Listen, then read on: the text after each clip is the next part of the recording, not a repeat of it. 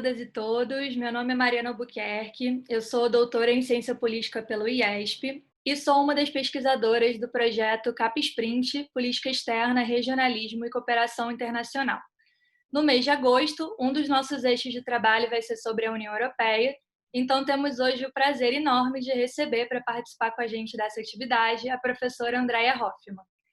A professora Andrea Hoffmann é professora adjunta do Instituto de Relações Internacionais da PUC-Rio. Ela já foi professora visitante em diversas instituições estrangeiras, como, por exemplo, a Universidade Livre de Berlim e a London School of Economics, e ela pesquisa e publica sobre legitimidade e democracia na política internacional, organizações internacionais e integração regional, principalmente na América Latina e na Europa. E é sobre esse o tema da nossa conversa de hoje. A gente vai conversar um pouquinho sobre as relações históricas da América Latina com a União Europeia, mais especificamente pensando aqui nos países da América do Sul. Então, a professora Andrea é uma super especialista no tema e é uma honra e um enorme prazer recebê-la aqui hoje. Muito obrigada, Andrea, por ter aceitado o convite. Seja bem-vinda. Muito obrigada, é um prazer enorme debater esses temas, né, com o programa de vocês, do CapSprint, aí no IESP. Obrigada, Mariana. Andrea, para a gente começar, né, eu acho que a gente não pode fugir um pouco do contexto que a gente está passando, né? Infelizmente, esse momento de pandemia que gerou todas essas modificações na estrutura internacional. Então, a primeira pergunta vai girar exatamente em torno da atual conjuntura. Queria saber de você, depois que a Europa concentrou os casos de Covid-19 no início, né, da pandemia, agora a América passou a ser o novo epicentro da doença. Os Estados Unidos ainda se destacando nos números absolutos, mas a América do Sul crescendo cada vez mais como uma nova concentradora dos principais casos, dos índices de mortalidade. Então, eu queria saber de você como que você avalia a reação a essa crise do coronavírus nessas duas regiões. Essa conjuntura, ela realmente é mais do que uma conjuntura, né? Como normalmente a gente relata, se vai discutir um tema, eu acho que ela essa pandemia, ela basicamente virou o principal ponto focal de todas as rearticulações, né? Até geopolíticas e certamente em termos de formulação das cooperações, das políticas específicas. Então, eu acho que quando a gente vê, né, enxerga as relações entre a União Europeia e o Mercosul à luz da pandemia, tem esses dois elementos, como você falou. Primeiro, enxergar até que ponto que o movimento da pandemia, o foco, como você disse, o foco na Europa. Então, logo no início havia ainda talvez uma percepção de ser um foco regional mesmo, não uma pandemia que ia se alastrar dessa forma. E na conjuntura que a gente vinha vivendo, no caso do Brasil, já, né, com esse novo governo, já havia de certa forma, uma reaproximação, né, com os países do norte, por assim dizer, né, uma reversão da política externa anterior, que focou mais os países do sul. E então a Europa estava passando a ser vista, vamos dizer assim, né, à luz do próprio acordo com o Mercosul, como um novo parceiro. Então a pandemia, quando ela começa na Europa, ela de início, ela não estimula, vamos dizer assim, a cooperação birregional. Poderia ter havido desde o início, né, no âmbito da própria pandemia, mas quando ela passa para a América do Sul, eu acho que se reacende essa necessidade de cooperar, entre outros, também ao redor de questões mais, talvez, técnicas, como se possa dizer, que é a pandemia. Então, eu queria só mostrar rapidamente um gráfico, antes de fazer um ponto que eu queria fazer sobre a pandemia.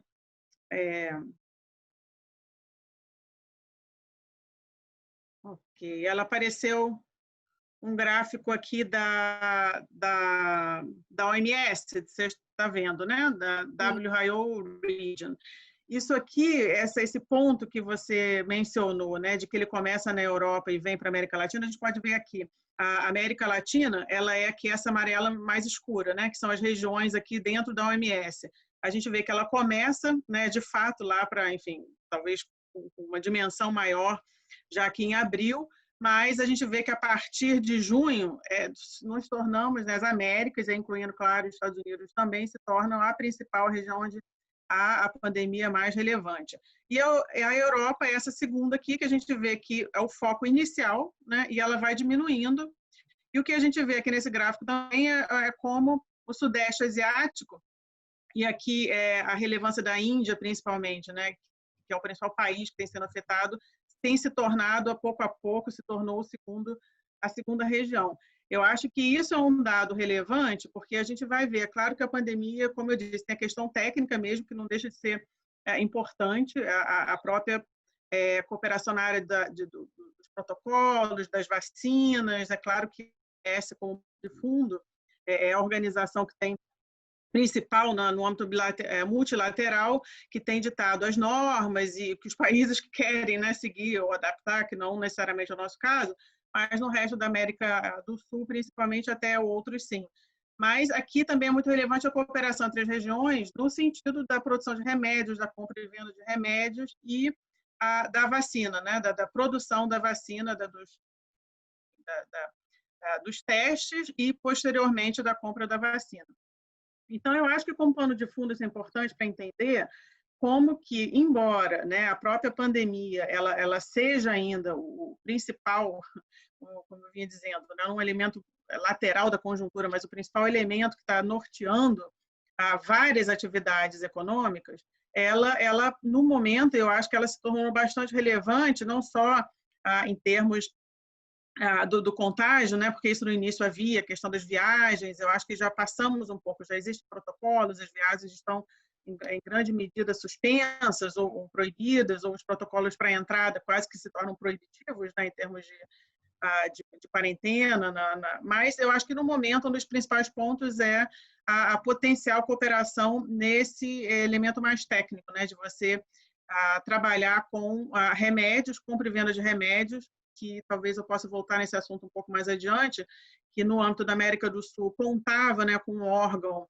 regional até o final da Unasul, né, de solução do ISAGES, para esse movimento de tenta de compra, inclusive conjunta, e que no momento está completamente desarticulado. Mas acho que a Europa se coloca assim como bastante relevante, porque os principais países, né, que têm tomado a frente tanto nos remédios quanto na vacina, estão na Europa e a China, claro, né? E aí a questão também que se coloca para o Brasil é como que esses dois parceiros, né, pouco a pouco se tornaram quase parceiros num contexto mais competitivo, num contexto talvez até possa dizer de rivalidade, mas enfim, no momento a questão da pandemia acho que se coloca por isso, porque ela é muito mais que uma conjuntura e ela define não só a cooperação nesse sentido mais técnico, mas aí que é o segundo elemento que eu queria trazer, uma cooperação também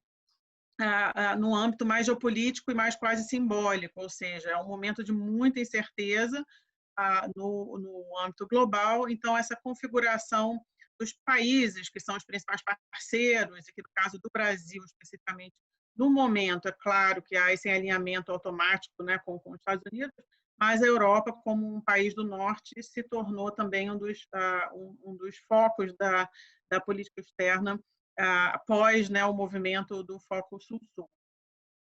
No caso da resposta, por um lado, o que a gente tem visto, a gente pode analisar a resposta, né, nas regiões, pelo lado conjunto, até que ponto houve ou não uma resposta regional à pandemia. E aqui há uma diferença, claro, brutal, porque por mais que possa se questionar a eficácia da resposta coletiva no âmbito da União Europeia, ela existe, talvez ela seja menos efetiva na questão da pandemia e talvez mais efetiva na questão da resposta econômica, mas na América do Sul, nas Américas em geral e na América do Sul, o que a gente sabe é que não houve essa resposta coletiva. Então, como eu acabei de dizer, no caso das possibilidades que a gente teria na região, a própria Organização Pan-Americana, claro, né, em cooperação no contexto da Organização Mundial da Saúde, ela tem emitido protocolos, mas não chega a ser um foco de cooperação mais intenso, é mais uma questão de orientação normativa. O que nós tínhamos no âmbito da Unasul, na ISAGES, né, foi já ao longo do ano passado, completamente extinto. Então, não há uma resposta coletiva regional. Nenhuma dessas organizações, a Comunidade Andina tem um centro, mas no que se refere à resposta à pandemia, realmente a gente não vê a região com uma resposta coletiva. E no nível nacional, as respostas são muito variadas, né? Extremamente variadas. Os próprios indicadores da gravidade da pandemia também demonstram isso. O que a gente pode ver, e aquele gráfico talvez indicou ali, é que, como um conjunto, né, nas regiões, a gente pode analisar que o controle, né, da pandemia foi muito mais eficaz, apesar das divergências internas, né, nos países da União Europeia, do que na nossa região, especificamente também dado o peso do Brasil e dos Estados Unidos, né, que são os países onde tiveram a pior resposta coletiva, né, nacional às pandemias. André, teve um ponto que você fez que eu achei super importante, que é a gente pensar a pandemia para além só de uma conjuntura, né? Porque, apesar de ser uma situação posta, os efeitos dela vão ser de longo prazo. E entre esses efeitos de longo prazo que já começam a despontar aí é a futura crise econômica que vai se instalar com variações, né, a depender das respostas, mas a gente já vem enfrentando uma queda em demanda, uma queda de produção. E o Brasil, ele utiliza bastante a narrativa de que o acordo entre o Mercosul e a União Europeia seria uma possibilidade, né, da gente se inserir no ciclo econômico internacional de uma forma mais competitiva. Então, a segunda pergunta que eu queria fazer para você é pensando um pouco nesse acordo, né, no histórico desse acordo, mas também no seu momento atual. Há muitas décadas, o Mercosul negocia um acordo de livre comércio com a União Europeia e as fases de negociação passaram por avanços, por recuos, por alguns momentos de estagnação, mas recentemente houve um avanço significativo. Só que os impactos dessa pandemia, né, dessa conjuntura barra não conjuntura, eles ainda estão bastante incertos. A gente começa a ter algumas noções, mas ainda não tem cenários completamente fechados. Então, dado isso, queria perguntar como você avalia que são esses possíveis cenários para a relação entre o Mercosul e a União Europeia, principalmente na pauta comercial. Esses acordos da União Europeia que ela tem com o mundo, enfim, com quase todas as regiões e países do mundo, eles, desde da formulação, da consolidação de uma estratégia de política externa da União Europeia, eles servem muito para organizar as relações com o resto do mundo. Então, para além das relações comerciais, é importante ver que esses acordos com os seus pilares, né, os componentes políticos, da cooperação para o desenvolvimento e do comércio, eles estruturam a forma como a União Europeia se relaciona com o mundo. Então, o fato de existir um acordo ou não, claro, não significa que existam relações ou não, essas relações existem paralelas ou apesar do acordo. O que ele faz é realmente estruturar e dar um certo sentido estratégico, né? No sentido que as discussões são colocadas também num certo ordenamento das prioridades, das agendas de ambas as regiões. Então, mesmo sem acordo, que afinal de contas a gente tem essas negociações há 20 anos, as relações existiam. Isso é importante também imaginar que a conclusão do acordo pode não significar muita coisa, ou seja, ele pode indicar, dado o seu conteúdo, ele pode indicar um aumento das relações, mas ele não precisa ser, né? Os agentes privados, vamos dizer assim, a sociedade e os agentes econômicos, eles se relacionam apesar do acordo. Então, aqui, é claro, o componente comercial ele é o mais relevante em termos de provocar uma mudança, porque tanto na parte política de cooperação e desenvolvimento, essas relações elas têm ocorrido e elas, vamos dizer assim, o impacto do acordo talvez não vai ser tão grande. Aí aqui eu acho que é mais a questão simbólica, né? Porque foram implementados memorandos e as cooperações são feitas muitas vezes de uma forma ad hoc ou grupos de países, mas de fato o acordo ele só consolida um pouquinho esse discurso. Então, seria o fechamento do acordo no seu conteúdo político de cooperação e desenvolvimento, eu acho que ele é mais simbólico, um pouco na linha também do que eu falei antes, desse contexto mais amplo de transição da ordem internacional. Simboliza uma vontade de aproximação ou de consolidação daquela retórica antiga, né, que sempre existe nesses acordos da União Europeia com a América Latina, de que são regiões que compartilham valores e etc. Então, à luz aí sim desse contexto atual, né, de crise democrática, de questionamento de toda uma ordem, não só internacional, mas também interna, né, no que se refere à relevância e direitos humanos e várias questões, formatos de cooperação, desenvolvimento, eu acho que o que esse acordo faria, objetivamente, vamos dizer assim, reenfatizar o lugar, né, dos países aqui, do caso do Mercosul, nesse né, esse ordenamento normativo onde democracia, direitos humanos, eles fazem parte da agenda. Mais uma vez, não significa que isso vai ser implementado, mas retoricamente ele seria, eu acho que importante, né? Sobretudo no contexto onde tanto nos países das duas regiões, né, América do Sul e Europa, existem forças também, né, governos que não têm valorizado os direitos humanos e democracia, mas também frente à China, né, que tem uma outra forma de se relacionar com a região, onde essas condicionalidades não são tão importantes. É claro que esse acordo não tem mais, a condicionalidade não é feita mais, né, na forma dos anos 90, que ela realmente teria um custo, uma sanção extrema, mas ainda assim ele tem um valor simbólico. E aqui não só direitos humanos e democracia, mas a questão ambiental, né, que é uma das questões também que aí sim vai além da retórica, porque também existem interesses econômicos, na verdade, né, não é só a questão normativa, né, da mudança climática, mas a questão também econômica, dado que, no caso da Europa, toda essa transformação e o resgate econômico já em curso, mas que foi só reenfatizado, né, talvez com a pandemia, ele é muito feito em cima de uma transição da matriz energética, de um incentivo, né, das empresas e da indústria toda, né, vinculada a essa transição da matriz energética e produções, produtos, enfim, que sejam de acordo com os acordos de Paris e até adiante, né, até questões que vão além do Acordo de Paris. Então, esse acordo, no que se refere às condicionalidades, eu acho que o mais relevante seria, mais do que democracia e direitos humanos agora, nesse momento, seria esse respeito ou essa valorização na agenda desses países da questão da mudança climática. Então, o acordo tem essa característica, né? Ele estaria dando um sinal, né, se concluído, de que há essa concordância nesses tópicos. E no que se refere à questão comercial, se eu puder colocar aqui, tem um segundo gráfico que eu queria, então, compartilhar.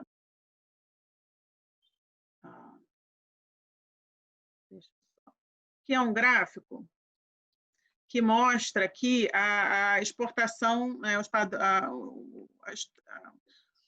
padrão de, né, exportações e importações entre a União Europeia e Mercosul nos últimos 10 anos, né, 2009 até 2019. Então, o que a gente vê aqui? Mais uma vez, mesmo sem acordo, haviam relações econômicas.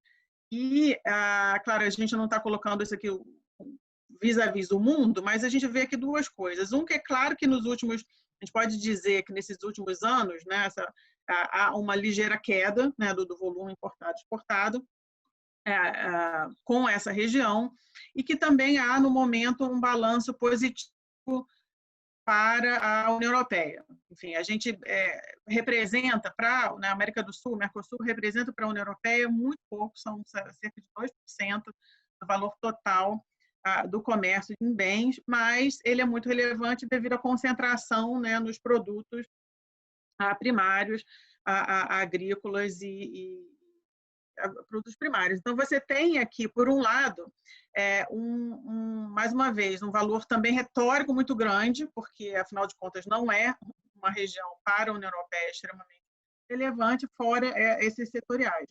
No entanto, o valor mais também geopolítico nesse acordo, que é um outro, vou só passar para vocês aqui nesse mesmo nesse mesmo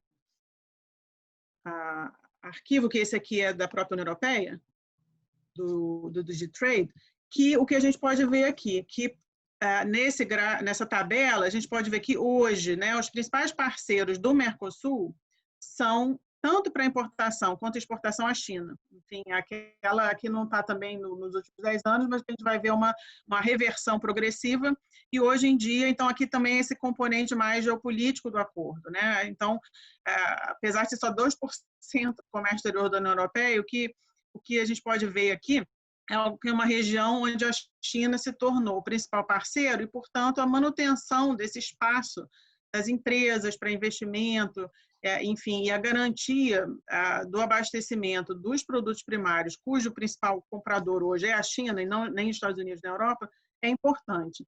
Então, mais uma vez, é um acordo que ele vem sendo negociado há muitos anos. Eu não acho que o impacto efetivo da conclusão, da potencial conclusão, seja tão relevante no componente político ou de cooperação e desenvolvimento. É muito mais relevante para a cooperação e desenvolvimento, eu acho, vamos dizer assim, são os movimentos no âmbito multilateral que estão ocorrendo da cooperação sul-sul, novas formas de cooperação, o fato no caso dos países individuais e do certamente entrar ou não para o OECD, enfim, você tem toda uma discussão do formato da cooperação e desenvolvimento que o acordo com a União Europeia não vai, ele vai só reproduzir isso, ele não vai criar uma nova metodologia. Então, ele não é tão relevante. E, mais uma vez, o componente político, de qualquer forma, é um componente menos supranacional, então os países têm cooperado onde há uma coincidência de agendas. Nos últimos anos, antes do governo Bolsonaro, né, havia uma divergência em vários setores, mas em alguns pontos, como o próprio Acordo de Paris, havia muita convergência e agora há uma divergência. E já em relação às negociações comerciais, ao inverso, né? A gente vinha no lado, principalmente da América do Sul, durante a Onda Rosa, enfim, havia todo um questionamento do livre comércio como motor para o desenvolvimento, e isso agora se reverteu, né? É uma tendência muito recente, o peso do Brasil é muito importante, desde o governo Bolsonaro, mas também a Argentina, né, do Macri, ou o Chile, os países da Aliança do Pacífico. Então, esse acordo, né, o novo ímpeto que foi dado a ele, que possibilitou o final das negociações comerciais em 2019, de tarifas, né, em 2019, ele foi dado, eu acredito que em função, né, da própria mudança, né, o final da Onda Rosa, que possibilitou botar-se de volta na agenda as negociações comerciais e birregionais, porque no âmbito multilateral continuam de qualquer forma suspensas ou paralisadas, e, por outro lado, também, como é muito comum, né, no caso da política externa da União Europeia, a prioridade na agenda das presidências. Então, a gente tinha uma presidência também que se iniciou enfim, a presidência de 2020 da Alemanha, que também existem vários interesses mais econômicos mesmo, comerciais, de se concluir esse acordo. Então, durante essa presidência da Alemanha, houve essa retomada, principalmente por parte também dos partidos, do partido do governo, né, o CDU da Angela Merkel, que valorizam também o livre comércio, tem uma postura no nível macroeconômico muito mais ortodoxo, pelo menos até o início da pandemia, mas que valorizavam e deram impulso para esse acordo. Mas mesmo na Alemanha, e aí certamente nos outros países, é um acordo muito controverso, não tanto pelo componente comercial, onde aqui eu acho que fora, né, no setor agrícola, como sempre houve, sempre há oposição da França, da Irlanda, os países tradicionais, Polônia, né, os que exportam também, produzem exportam produtos agrícolas, mas sim em função aí da questão do governo Bolsonaro, como eu já mencionei, do componente da mudança climática e da política ambiental. É impressionante como que, no início, a própria reversão da Onda Rosa, e aí, no caso brasileiro, a eleição do governo Bolsonaro, não foi muito levado a sério, não foi visto com maus olhos, vamos dizer assim, né, por parte da maioria dos governos da União Europeia, em função, sim, desse interesse de aumentar a cooperação, os fluxos, né, econômicos, e porque a ideia da cooperação Sul-Sul, por na Europa, para a União Europeia, não era também necessariamente a melhor, né? Eu acho que houve um apoio à ideia do cooperação sul, o BRICS, né, para além de componentes muito técnicos, né, geopoliticamente dizendo. É claro que a Europa não tinha nenhum interesse na consolidação de um bloco que vinha questionando várias das suas próprias políticas no ambiente multilateral. Mas com o Bolsonaro no início, então, de alguma forma, não houve talvez um grande choque, como até para decepção de talvez muitos enfim, intelectuais e acompanhantes dessas relações, mas, ao mesmo tempo, com a mudança, com a questão ambiental, sim. Então, pouco a pouco, o plus, né, de se ter no governo, nos governos da América do Sul e no Brasil, um governo pró-livre comércio, né, na agenda do Paulo Guedes, que era visto, né, como um plus para esses países na Europa, começaram também a ganhar um elemento muito negativo, que é a questão ambiental. Então, hoje, existe, né, no âmbito da Europa, um bloco a favor do acordo, né, os agentes econômicos e, mais uma vez, no caso da Alemanha, da Holanda, os grandes exportadores que têm essa visão, sobretudo no momento também de retração, né, da produção, e aí com a pandemia realmente é terrível. Acho que a Europa tem uma recessão equivalente à nossa, né, na gravidade, e da incerteza. Então, retomar as exportações para esses países é essencial. E aí o acordo tem uma centralidade grande, mais uma vez, porque para a Europa, essas exportações, nós vimos lá no gráfico, né, são relações, né, que têm para eles, né, positivas, no sentido de exportar mais que importar, e, por outro lado, são os países que exportam produtos industrializados para o resto do mundo. Então, em competição direta com a China, né, nesse sentido, para vários setores. Então, há esse bloco, assim, vários atores, agentes em vários países, né, a favor do acordo, mas, mais uma vez, eu acho que se consolidou muito rapidamente, talvez nos últimos meses, não era tão visível isso. Começou um pouquinho com a discussão dos fundos da Amazônia, Alemanha e Noruega, e eu acho que pouco a pouco se consolidaram na sociedade civil de uma forma ampla. Aí sim, na sociedade civil também influenciadas pelo perfil do governo Bolsonaro, né, uma oposição. E a ideia de que fechar um acordo com o governo como Bolsonaro não é bom pelo componente ambiental, e não é bom porque você vai estar fortalecendo indiretamente ou apoiando um governo absolutamente indesejável, né, nos padrões normativos relativos a também democracia e direitos humanos. Então, se consolidou. O que acontece? O acordo, na verdade, as negociações de tarifas foram encerradas, mas o que na época, inclusive, quando foi anunciado, terminaram as negociações, foi muito debatido que não é bem assim, né? Na verdade, existem vários, inclusive acesso ao mercado, e também o texto não está completo. Se debateu muito a estranheza também de se comemorar e celebrar isso um pouco antes da hora, visto na época, né, como um trunfo, mas que, na verdade, não é o caso. Esse acordo ele ainda está tecnicamente em processo lá de revisão jurídica e tradução, e politicamente ainda tem que ser enviado, né, na comissão para ser aprovado pelo Conselho, para ser aprovado, tem que ter aprovação do Parlamento. No Parlamento já há esse grupo, né, de oposição muito consolidado, com o apoio da sociedade civil. A sociedade civil atua, né, no Parlamento, ela é praticamente integralmente contra o acordo. Então, é muito pouco provável que ela vá formalmente ser ratificado, né? Depois, nos países, né, como ele é um acordo que cobre muitos itens fora da competência exclusiva da União Europeia, ele tem que ser aprovado por todos os países, e eu acho que esse cenário do acordo ser aprovado hoje é quase, vamos dizer assim, irrealístico. Mas, de novo, eu não quero sobrevalorizar esse documento jurídico que é o acordo. Eu acho que as negociações, o debate público que existe em relação ao acordo, ele também serve para, por um lado, fomentar as relações ou justamente impedi-las, na linha desses atores aí da sociedade civil, por exemplo, faz muita pressão que mesmo nos países individualmente, nas suas outras relações, que são as competências dos países, não da União Europeia, tenham um incentivo maior ou melhor em relação aos países, né, ao Brasil.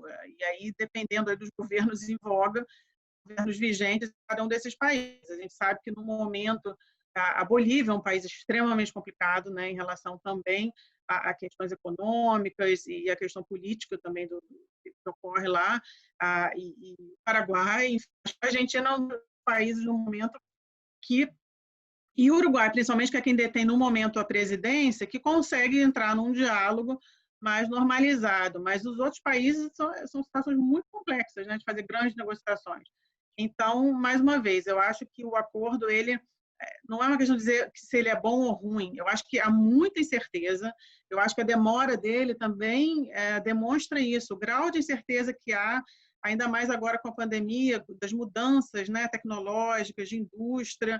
No caso da América do Sul, se a gente pensa toda essa transformação energética, né, tirou da pauta a relevância do petróleo, que durante todo o governo anterior, por exemplo, no caso brasileiro, foi a grande esperança, né? A Petrobras, o petróleo, enfim, a ideia de você construir um fundo com esses recursos, e agora, de repente, o petróleo pode nem ser mais, né? Pelo menos assim, a expectativa é que ele não vai nem ser um produto mais tão relevante como era, dadas essas transições de matriz energética. Então, há muita incerteza. Eu acho que o acordo, mais uma vez, ele tem um valor quase mais simbólico geopolítico hoje do que realmente de transformar as relações entre esses países. É um gesto, né, de uma intenção de cooperar ou não. E talvez, sim, alguns setores bem específicos, aí uma diferença. Eu sei que um dos temas novos, que foi muito polêmico, de propriedade intelectual, há uma mudança real, e aí, no meu ver, é uma mudança que é negativa, né, para os países do Mercosul. Foi uma forma muito agressiva de se chegar à propriedade intelectual, que, ao meu ver, mais uma vez, vai favorecer, né, de forma extrema alguns setores, principalmente, enfim, foram debatidos queijos, vinhos, aparentemente o impacto real desse setor seria brutal. Então, mais uma vez, alguns setores, sim, eu acho que é um acordo que tem um impacto muito grande, e aí eu vejo com olhos negativos. O que o acordo talvez favoreça seria o fluxo de investimentos, né? A conclusão desse acordo, com todos os componentes regulatórios, ele talvez sim trouxesse mais segurança de investimentos para investidores europeus no Mercosul. Isso sim, mas isso é um potencial, né? Não significa no momento que nem esses potenciais agentes que estariam fazendo investimentos vão ter esses recursos, porque há uma recessão, porque, ao meu ver, é um momento que vai ser muito endógeno na Europa. Com o Brexit, há muita incerteza também na questão econômica, então pode ser que esses grandes recursos dos grandes investidores europeus vão acabar ficando na própria Europa, porque há um problema real, né, com os países que já estão, né, endividados e com problemas de crescimento desde a crise de 2008, né, que agora vai se retomar isso tudo.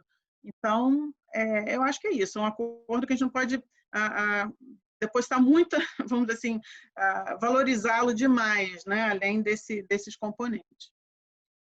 André, sua resposta foi tão boa, tão didática e tão compreensiva em relação aos temas que você adiantou vários temas que eu ia conversar com você. Não, foi maravilhoso.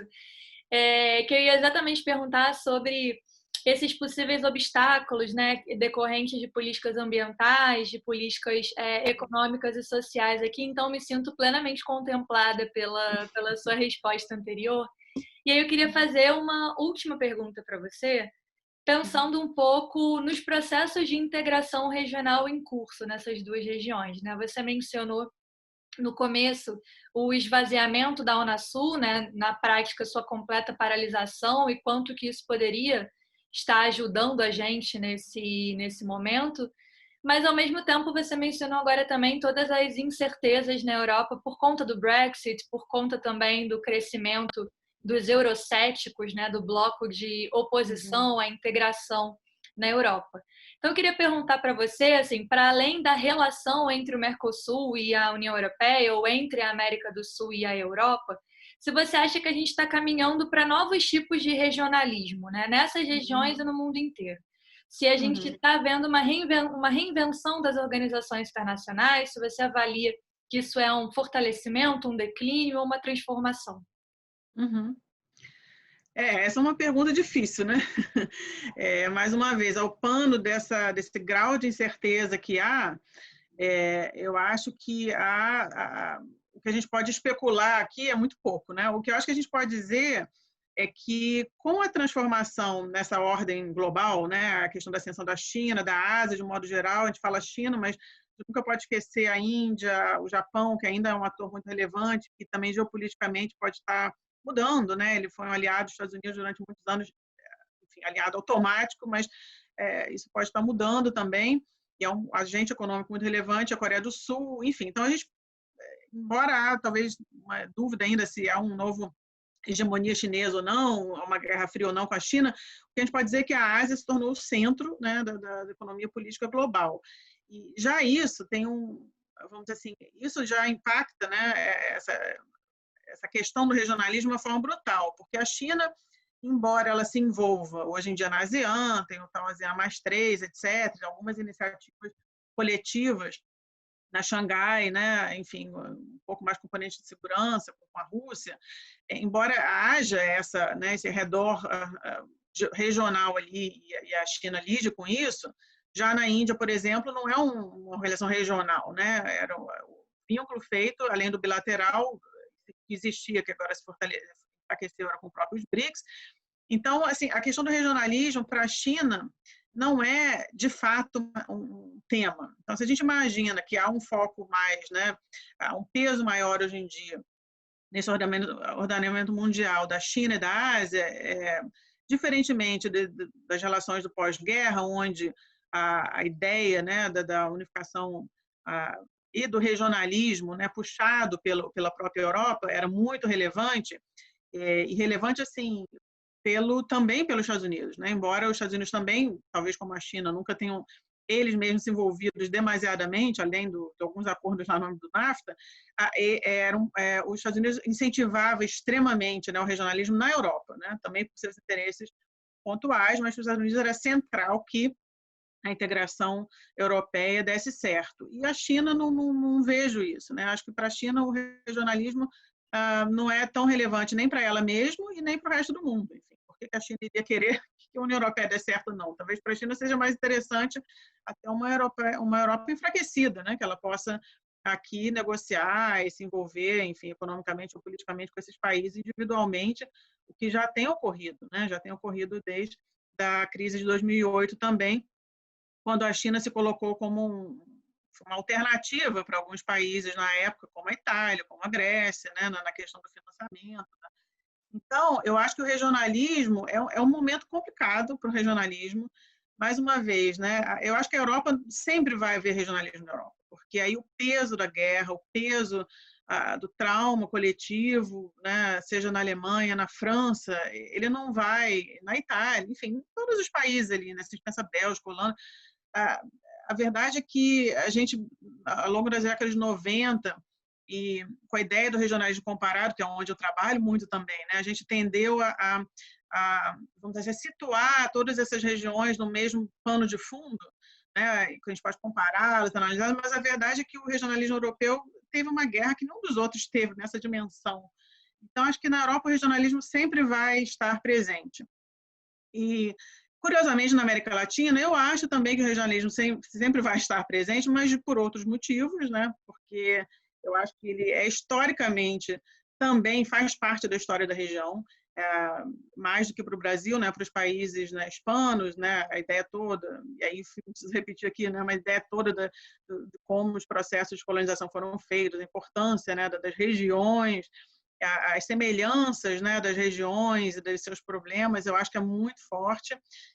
Mas, ainda assim, eu acho que o regionalismo sul-americano e o Mercosul vai ser sempre diferente da Europa. A gente pode comparar, e eu acho que comparar é muito bom, é muito importante, uma forma, eu acho, de entender as semelhanças e diferenças muito direta, né?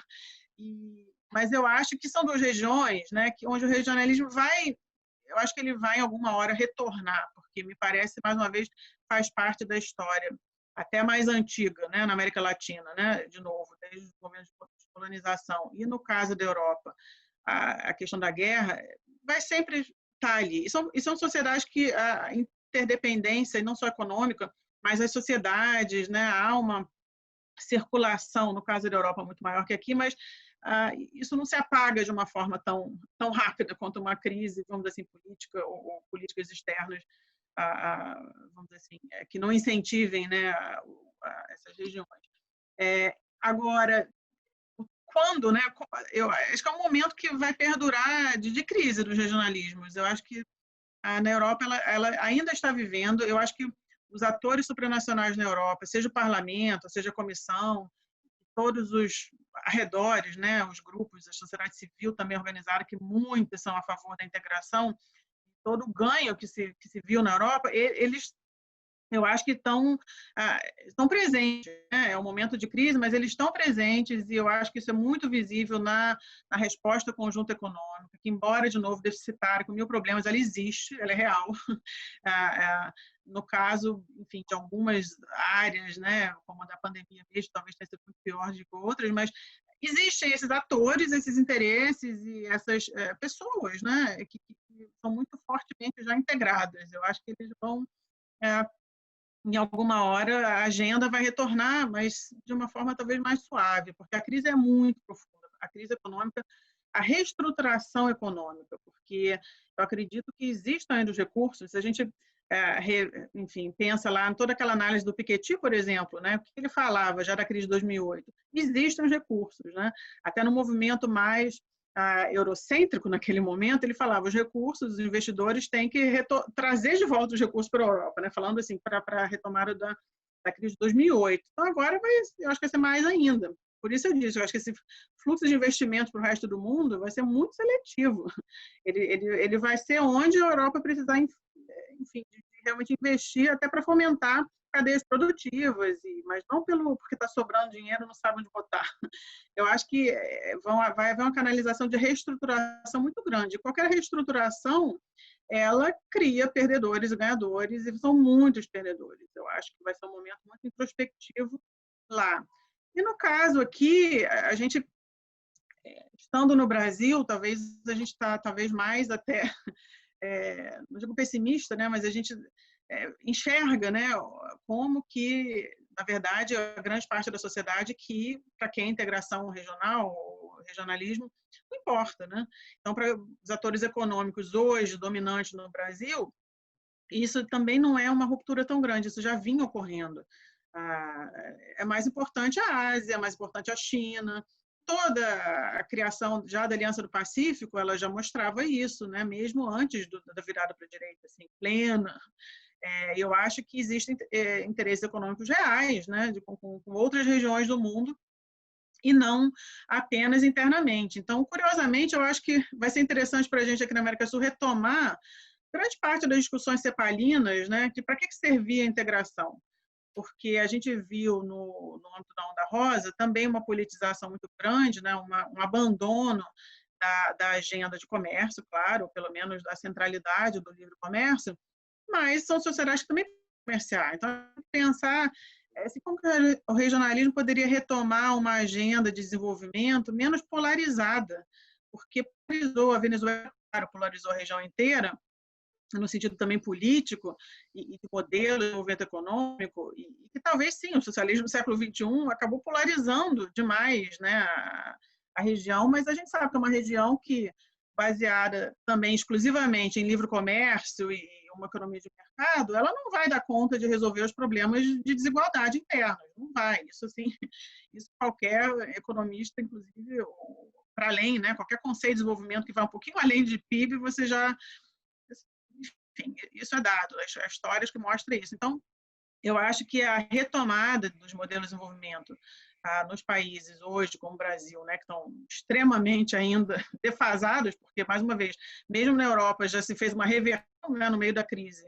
Os países ortodoxos, mais neoliberais, ordo-neoliberal, em 2 minutos viraram keynesianos, né, estão ali cheios de medidas de intervenção na economia, o Estado que está comprando, vendendo, fazendo tudo.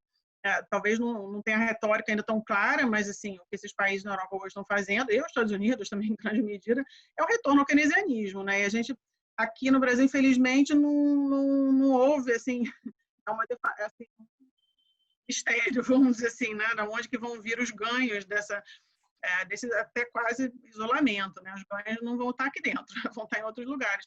Mas eu acho que isso vai acontecer cedo ou tarde, porque a desigualdade vai ser brutal. A gente já está vendo com a pandemia, já vinha crescendo, mas com a pandemia algo vai ter que ser feito, porque na hora que as pessoas puderem livremente todas irem para a rua e realmente se manifestar, eu acho que isso vai acontecer.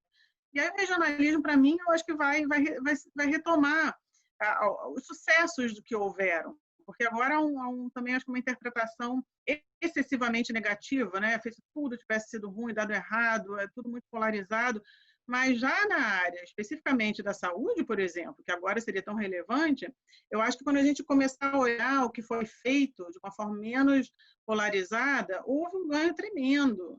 Enfim, eu tenho pesquisado também a questão do banco de remédios, assim, como que seria hoje você agora negociar em conjunto na América do Sul uma compra de vacina, uma compra dos remédios para os protocolos da pandemia, seriam ganhos concretos, né, para vários desses países, né, para todos praticamente, provavelmente. Então, eu acho que algumas iniciativas, né, que elas aconteceram no âmbito regional, elas vão ser retomadas. Esse repensar dos modelos de desenvolvimento, acho muito natural que você vai retomar isso também no âmbito regional, porque são regiões muito parecidas, né, com problemas muito parecidos, com esses traços de desigualdade, de exclusão, e a sociedade civil é organizada também transregionalmente. Várias agendas, elas são, hoje em dia, as questões indígenas, por exemplo, né, são regionais. Não tem como pensar a questão indígena no Brasil, na Bolívia, ela é uma agenda regional, são todos os povos originários que são da região. Então, a sociedade civil se organiza regionalmente também. A questão mesmo do racismo, ela é regional, e aí, inclusive, das Américas, né? Toda a discussão nos Estados Unidos, há uma relação da sociedade civil, por parte da sociedade civil, que ela é regional, a gente se enxerga dessa forma, porque existem os problemas que são semelhantes. Então, eu acho que não vão haver grandes iniciativas, né? Houve muito desgaste e eu acho que polarização. Ficou, no final, organizações pró-livre comércio, organizações pró-socialismo, e isso leva um tempo até sair dessa memória, vamos dizer assim, coletiva. Mas eu vejo que vai ser natural que, em algum momento, sejam retomadas essas agendas, e eu acho que, se a gente pensa nessa nova ordem, essa incerteza sobre o lugar da China, da Ásia, mais uma vez, assim, acho que a região como um todo ela vai ficar para trás, né? Se a gente não conseguir enxergar como se inserir nesse novo mundo, nessa nova ordem pós a transição, que a gente está numa transição, eu diria, né? Transição geopolítica, transição econômica e dessa revolução mesmo digital, tecnológica, e a região eu acho que é muito parecida, de novo. A gente pensar nesses problemas de uma forma conjunta, acho que vai ser muito natural. Uma vez, a gente sempre esperava, né, que a própria pandemia ia gerar uma diminuição da polarização, não sei se a gente chegou lá. Eu acho que essa ideia de um destino comum, relevar as diferenças, infelizmente, não parece que não foi forte o suficiente, mas eu não quero ser negativa, né? Quero manter um certo otimismo. No caso de vários países do próprio Brasil, ainda tem eleições. Eu acho que a gente pode ser que existam novas iniciativas aí que incentivem, coloquem a região de novo num lugar um pouco mais central na agenda e os agentes políticos governamentais, né? Mais uma vez, a sociedade civil ela existe, ela só não tem, é claro, um apoio, um empurrão, né, que houve anteriormente, mas a gente acho que vai ser natural que isso vai ocorrer em algum momento, mas a gente não pode esperar, eu acho que em 5 anos vai haver um momento do lugar das regiões como foi na última década. Acho que isso não, acho que a história é um pouco mais lenta nesse sentido. Andréia, coisa ótima te ouvir, porque a gente falou aí de vários obstáculos, de vários percalços, mas termina com essa mensagem de que há saída, né? De que na história 5 anos e 10 anos é um tempo relativamente curto, então a gente vai se reorganizar, e, enfim, o regionalismo vai encontrar o seu caminho, aproveitando o que veio de bom das tentativas anteriores, né? E quando a gente está aprendendo, o tempo passa super rápido, então perdi até a noção da hora conversando com você e te ouvindo, porque de fato foi uma aula, não foi nem um debate, foi uma aula, eu aprendi demais com você e tenho certeza que todo mundo que assistir a gente vai aprender muito também. Então, em nome da equipe do projeto, eu queria agradecer você ter aceitado participar aqui dessa entrevista e dizer que eu espero que assim que possível a gente possa refazer essa conversa pessoalmente. Vai ser um prazer receber você e que a gente possa estreitar cada vez mais o laço entre as instituições, já que é o objetivo desse projeto do Capsprint, né? Uhum. Fazer um maior contato entre as instituições. Então, em nome dos coordenadores do projeto, fica aqui minha palavra de agradecimento para você e obrigada pela aula. Muito obrigada, Mariana, foi um prazer enorme. Eu é que agradeço.